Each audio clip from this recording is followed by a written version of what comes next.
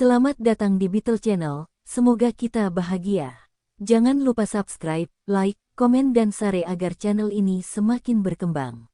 Terima kasih. Novel Gunho Gu Story. Lakukan promosi posisi untuk kedua peneliti dengan satu langkah dan berikan pesangon mereka. Juga, berikan pesangon kepada Direktur Dongchan Kim juga. Ya Pak, saya yakin jumlah pesangon Direktur Dongchan Kim harusnya besar. Saya kira tidak. Kami membayar pesangonnya ketika dia dipromosikan menjadi eksekutif. Selain itu, dia mengambil pesangonnya ketika dia membeli rumahnya. Benarkah?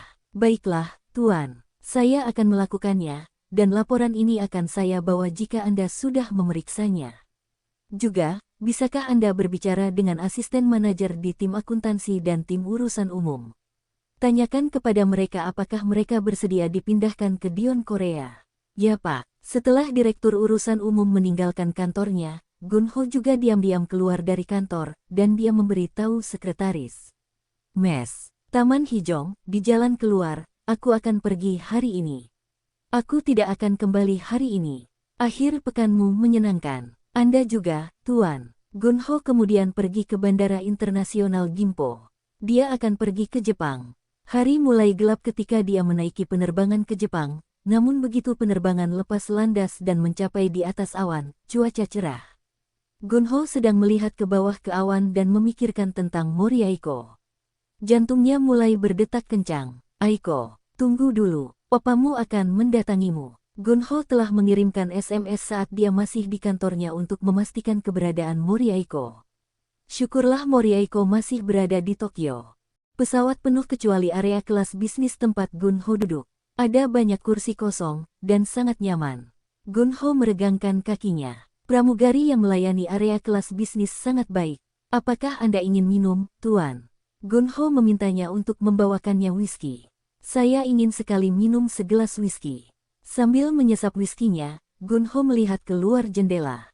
Pembangunan gedung di kota Asan telah selesai, dan upacara peresmian gedung telah selesai. Gunho merasa dia perlu istirahat, dan dia menyukai kenyataan bahwa dia sedang dalam perjalanan menemui Mori Aiko. Setelah jam 7 malam, Gunho tiba di Daikanyama, Shibuya, Tokyo di mana kondominium Mori Aiko berada. Mori Aiko menyimpan kode masuk kondominium yang sama dengan nomor telepon Gunho. Bagian dalam rumahnya sangat tertata dengan baik dan bersih. Tidak ada seorang pun di rumah dan ketika Gunho berbaring di tempat tidur, dia menerima pesan teks dari Mori Aiko. Aku ada di bar di Akasaka. Hari ini kita akan kedatangan sekretaris kabinet sebagai tamu. Aku akan sedikit terlambat. Aku akan pulang sekitar jam 10 malam. Aku sayang padamu, Opa. Gunho merasa bosan tinggal di rumah kosong sendirian. Dia meninggalkan kondominium dan berjalan-jalan di jalan di Shibuya. Banyak toko komersial pinggir jalan dengan interior cantik yang memikatnya ke toko mereka. Gunho memasuki salah satu toko itu dan membeli boneka beruang besar untuk Mori Aiko. Membawa boneka beruang itu, Gunho berjalan perlahan menuju rumah Mori Aiko. Saat itu masih jam 9 malam ketika dia tiba di sana. Dia menonton TV sampai dia tertidur. Setelah beberapa saat, Gunho terbangun karena suara pintu terbuka. Itu adalah Mori Aiko. Dia membawa kantong plastik besar di tangannya. Aiko, Opa. Gunho tiba-tiba memeluknya erat. Gunho bisa mencium parfumnya bersama keringat dan sedikit alkohol. Apakah kamu minum? Ya. Setelah menonton pertunjukan tari saya, sekretaris kabinet menuangkan segelas minuman keras untuk saya. Gunho mulai menciumnya dan tidak bisa berhenti. Opa, cukup. Aku tidak bisa bernapas. Apa yang ada di dalam kantong plastik besarmu? Itu pakaian panggung. Mama San memberikannya padaku. Aku juga membawa tas. Gunho mengangkat kantong plastik berisi boneka beruang di dalamnya. Oh, itu boneka beruang. Hahaha, mirip sekali denganmu, Opa. Kamu ingin melihat kemampuan boneka beruang. Gunho mendorong Mori Aiko ke tempat tidur. Aku harus mandi dulu. Tidak apa-apa, aku tidak keberatan. Baik Gunho maupun Mori Aiko tidak mandi malam itu, dan mereka tetap di tempat tidur cukup lama. Gunho makan lomein Jepang keesokan harinya untuk sarapan. Mori Aiko menyiapkannya untuknya. Gunho tidak terlalu menyukainya, tapi dia merasa lebih baik setelah makan sepotong apel sebagai makanan penutup. Saya diberitahu bahwa Roppongi Hills dekat dari sini. Ayo pergi dan bersenang-senang di sana hari ini. Kedengarannya bagus. Sebenarnya aku pernah berdoa untuk mendapatkan pria yang baik dalam hidupku di Tokyo City View di lantai 52 di Roppongi Hills. Mengapa kamu berdoa di sana? Bukankah lebih baik berdoa di kuil? Gunung Fuji bisa terlihat dari Bukit Roppongi. Saya berdoa sambil memandangi gunung tersebut. Saya pergi ke sana bersama Mama San saat itu, dan saya berdoa agar bertemu dengan pria yang baik saat saya sedang menatap Gunung Fuji. Saya kira begitulah cara saya harus bertemu denganmu. Morihiko tertawa. Gunho pergi ke Roppongi bersama Morihiko hari itu. Gunho kadang-kadang bertemu orang asing di sana, mungkin karena ada begitu banyak kedutaan asing di daerah tersebut. Gunho berjalan cepat seperti itulah caranya berjalan, dan Morihiko harus berjalan lebih cepat dari biasanya untuk berjalan di sampingnya.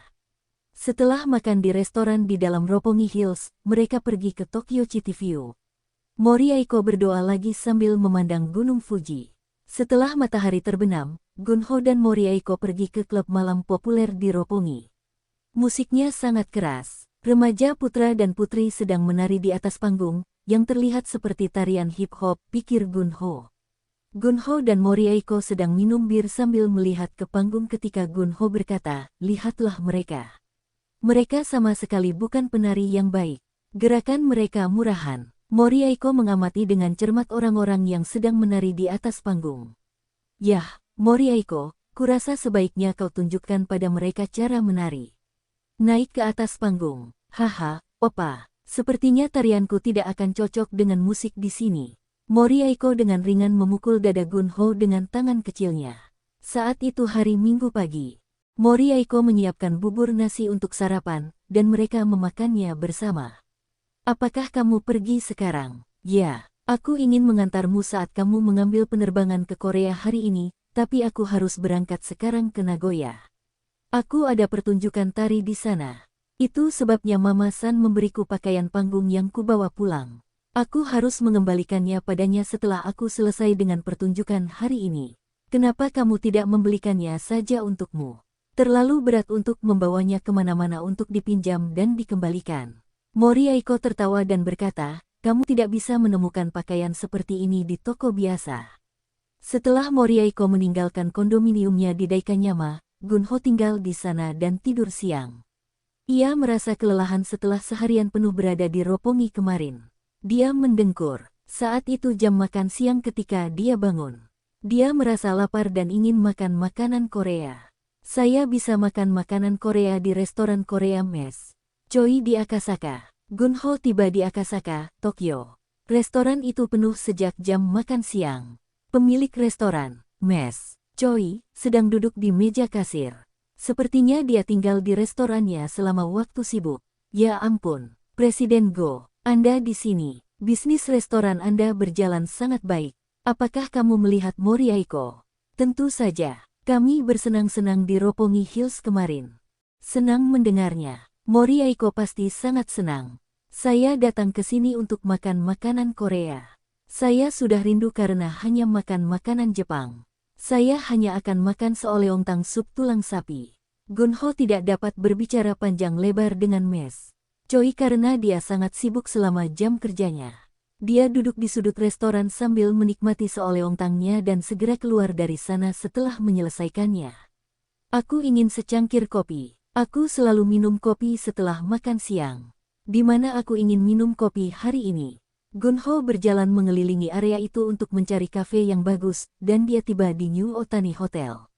"Yah, hotel ini punya kafe yang bagus. Meski mahal, aku suka kafenya. Ayo kita pergi dan minum kopi makan siang di sana." Sambil duduk di kafe dan minum kopi, Gunho melihat arlojinya. "Mungkin sebaiknya aku berangkat ke bandara meski masih punya banyak waktu sebelum naik ke pesawat." Setelah menghabiskan kopinya, Gunho berjalan menuju lobi hotel. Banyak sekali turis di meja depan yang menunggu giliran check-in. Ketika dia melewati meja depan, seseorang memanggilnya. "Presiden Go." Gunho berbalik dan melihat seorang pria yang sedang menatapnya sambil tersenyum. Itu adalah manajer BM Entertainment. "Tuan, senang bertemu Anda di sini." Saya ingin mengucapkan terima kasih sekali lagi atas bantuan Anda di Shanghai tempo hari. Anda cukup sering mengunjungi Jepang. Saya kadang-kadang datang ke sini untuk urusan bisnis. Apakah Anda juga punya pertunjukan di sini? Saya sebenarnya datang ke sini untuk pemotretan dengan staf saya. Oh, Seol Bing juga ada di sini. Seol Bing berdiri bersama sekelompok staf.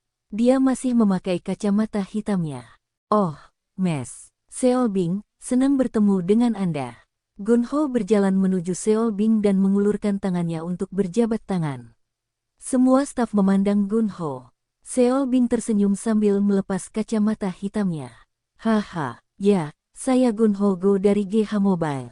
Senang bertemu Anda di Jepang setelah melihat Anda di Shanghai. Apakah kamu sering datang ke Tokyo? Sebenarnya, ya, saya cukup sering datang ke Tokyo, terutama ketika saya sedang melakukan perencanaan Tokyo. Tokyo berencana, benar. Saya datang ke sini untuk meluangkan waktu dalam membuat beberapa keputusan penting untuk bisnis saya. Seol Bing kembali memakai kacamata hitamnya sambil tersenyum. Yah, senang bertemu denganmu juga. Aku menghargai bantuanmu di Shanghai tempo hari. Seol Bing mengangguk sedikit sebelum pergi bersama sekelompok staf. Gunho masih berdiri di sana bahkan setelah Seol Bing lepas landas. Dia bergumam, apakah aku baru saja berbicara dengan Dewi Venus? Saat itu hari Senin, Gunho pergi bekerja di pabrik di kota Jiksan. Sekretaris, Mes, Hee-jong Park membawakan map untuk Gunho. Apa ini? Saya membuat beberapa clipping koran saat Anda tidak berada di kantor. Clipping koran? Iya Pak, ini tentang upacara peresmian pembangunan pabrik di kota Asan. Oh, sepertinya banyak surat kabar yang membicarakan tentang upacara peresmian gedung kita. Gunho berkata sambil memindai clipping koran. Surat kabar ekonomi dan semua surat kabar lokal memuat artikel tentang hal itu. Bisakah kamu menunjukkan ini kepada Direktur Dong Chan Kim ketika dia datang ke sini? Tentu saja, Tuan. Saya akan melakukannya. Direktur Urusan Umum memasuki kantor Gunho. Saya telah berbicara dengan asisten manajer di tim akuntansi dan tim urusan umum, dan bertanya apakah mereka tertarik bekerja untuk Dion Korea. Apa yang mereka katakan? Asisten manajer tim akuntansi bersedia dipindahkan ke Dion Korea sementara asisten manajer tim urusan umum tampak bingung ketika mendengar saran saya karena dia tinggal di kota Duyong. Selain itu, asisten manajer akuntansi dapat berharap untuk dipromosikan sebagai dia pindah ke usaha patungan yang baru dibuka sementara asisten manajer urusan umum tidak bisa karena dia sudah dipromosikan belum lama ini. Apa pendapat Anda tentang pemimpin tim di tim urusan umum? Dia kompeten dan dia ingin bekerja di Asan City karena dia tinggal di kota terdekat. Kota Baebang. Dia telah berada di posisi yang sama selama 4 tahun sekarang. Jadi menurutku akan lebih baik bagi kami untuk mengirimnya ke Dion Korea saat kami mempromosikannya. Tolong bawakan saya catatan karyawan asisten manajer akuntansi dan ketua tim dari tim urusan umum. Ya Pak, Direktur Umum membawa catatan kepegawaian kedua pekerja tersebut. Gunho tidak menemukan apapun yang bisa menjadi tanda bahaya dengan mengirim mereka ke Dion Korea. Oke, ayo pindahkan mereka ke Dion Korea dan promosikan mereka dengan satu posisi di atas. Ya Pak, setelah Direktur Urusan Umum meninggalkan kantor, Gunho menelepon Presiden Jong Suk Sin di GH Media. Apakah saat ini kamu mempunyai banyak pekerjaan penerjemahan? Tidak juga, pekerjaan penerjemahan untuk ke-30 buku kartun sejarah dunia telah selesai. Tuan Lee, yang saat ini melakukan pekerjaan penerjemahan untuk kita, tidak mengerjakan buku-buku itu, kan? Tidak, ini adalah buku kartun yang mudah diterjemahkan. Saya mempunyai beberapa mahasiswa pascasarjana yang mengerjakan kartun. Saya sedang berpikir untuk mempekerjakan Tuan Lee sebagai kontraktor untuk terus melakukan pekerjaan penerjemahan untuk Dion Korea. Dia tampaknya cocok untuk pekerjaan itu. Saya hanya ingin memastikan bahwa Anda baik-baik saja karena dia baik-baik saja, salah satu penerjemah Anda dengan GH Media. Tuan Lee akan senang melakukan pekerjaan itu. Pekerjaan penerjemahan dengan GH Media bukanlah pekerjaan yang stabil. Kami tidak bisa memberinya beban kerja yang konstan. Jika Anda membutuhkan seseorang yang dapat berbicara dengan agensi di negara lain untuk Anda dapat bertanya kepada Sekretaris Yeon Soo di gedung GH, Kota Sinsa. Saya yakin dia memiliki waktu luang untuk membantu pekerjaan Anda sejak saya sudah lama sekali aku tidak ke kantor di sana. Dimengerti, Tuan. Jika Anda bisa memberitahu dia sebelumnya bahwa dia perlu bekerja dengan saya kadang-kadang, itu akan sangat membantu. Saya sebenarnya punya beberapa surat yang perlu saya kirim ke Amazon.com. Tentu saja mereka perlu diterjemahkan ke dalam bahasa Inggris. Oke, cukup. Gunho kemudian menelepon sekretaris. Mes, Yeon Suo. Ini aku. Ya Pak, Presiden Jong Suk Sin dari GH Media akan segera menelepon Anda. Saya ingin Anda membantunya dalam pekerjaannya. Tentu saja, Tuan. Sore harinya, Gunho menuju ke Dion Korea di kota Asan. Kantor Gunho sudah selesai dengan perabotan dan perlengkapan kelas atas. Terlihat lebih mewah dibandingkan kantor di kota Jiksan. Tuan, Anda di sini. Direktur Dong Chan Kim membawa laporan ke kantor Gunho. Saya memerlukan persetujuan Anda atas permintaan uang muka untuk perjalanan ke kota Busan. Apakah kita sudah menerima semua perlengkapan ke pelabuhan Busan? Ya, saya baru saja menerima telepon dari kantor Bea Cukai. Selain itu, agen dari penyedia layanan kepatuhan Bea Cukai juga menghubungi saya. Saya akan pergi ke kota Busan bersama Tuan Adam Kessler besok. Saya juga ingin mengambil Direktur Jong Suk Park bersamaku. Direktur Jong Suk Park, Anda memiliki 2 peneliti yang baru saja bergabung dengan Anda dari GH Mobile. Mengapa Anda tidak membawa mereka daripada Direktur Park?